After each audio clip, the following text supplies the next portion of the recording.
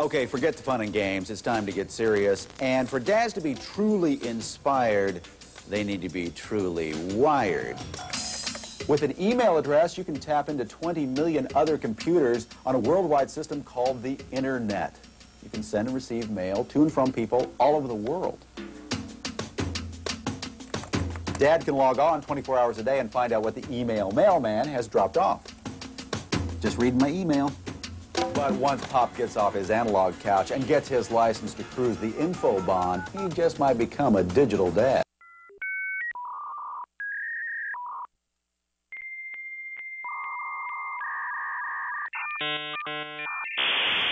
My name is Duncan Gunshevich, 27 years old, and I'm a media arts major. Stevie Friend, 21, MIS, Management Information Systems and International Development. Eric Hemphill, I'm 21, and my major is MIS. My name is Noah Ingbrecht. I am 22 years old, and my major is management. Micah Lorraine Nielsen, 23, and International Relations and Public Administration. I've learned like tons of stuff on the internet. I mean, I spend tons of time on the internet with this like technologically driven world that we live in. It's kind of just like second nature. It's just a tool that, you know, I live within on a daily basis.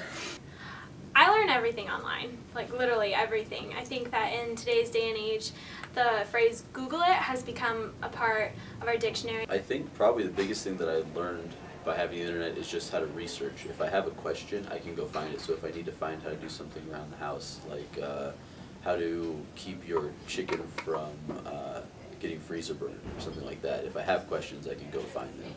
I've definitely learned how to do very simple things, you know, writing a resume and cover letter, things like that have been really helpful using an online process. But then it's not like you just learn differential calculus from YouTube. That would be a little bit harder. It definitely has impacted my life to a substantial amount. I feel like if I didn't have the internet, I don't know what I would do. No, the great thing about the internet is that you kind of choose your own destination and choose the path that you want to take to get there. And so you can really find out what you want to know.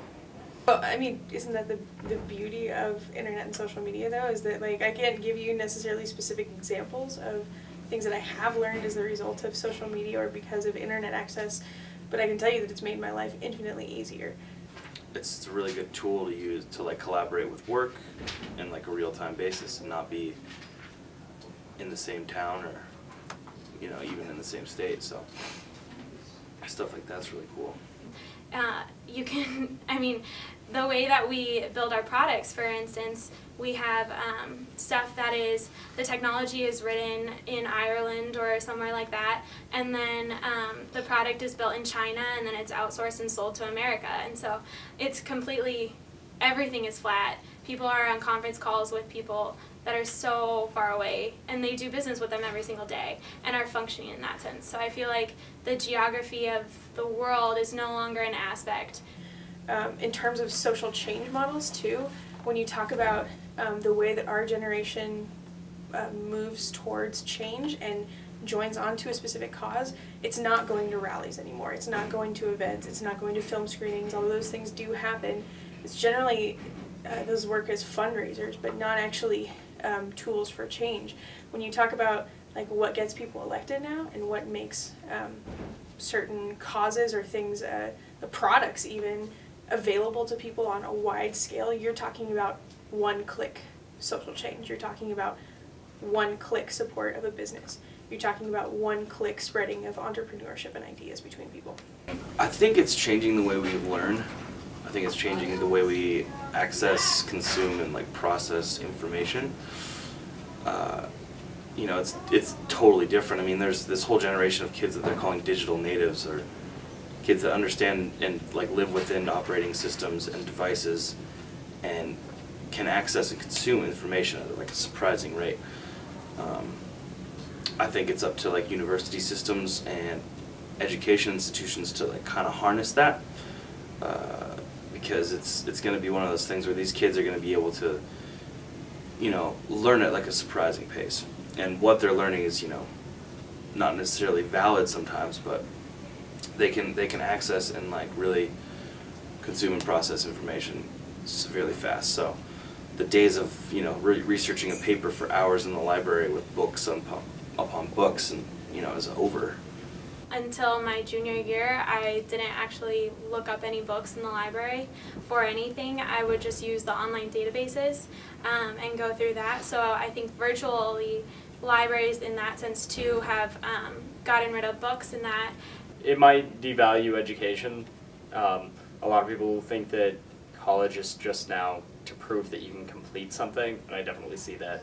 I mean, when there's free information, why would I want to pay a small fortune to learn something I can learn for free? It's making information not controllable by the people that want to control it most.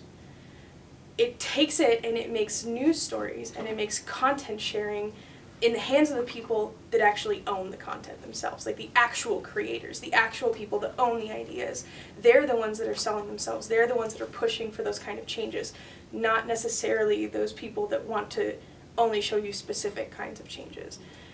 Because of that, when you talk about political uprising and you talk about governments being moved over, we've seen it in our generation in the last 2 years of entire governments being changed because of social media and because of the pressure that was brought internationally on a single country as the result of social media. If that access information is being used to the best way possible, but it can definitely be used in a malicious way. But I definitely believe that people are genuinely good for the most part, and they'll use it in a good way.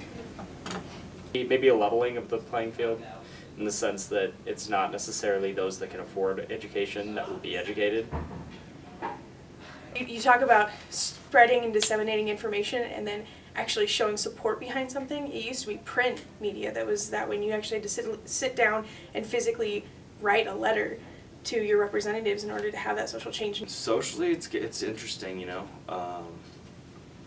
I think we got so into technology and so into like living on the web and through like social networking and like Facebook and like e-dating and shit like that, that I think there's going to be this backlash where people are going to want more of a tactile, like human experience. But I also think that they're trying to make the online experience a little more human too. So it's really interesting. Like our society socially is definitely, it's going to be interesting to see what happens.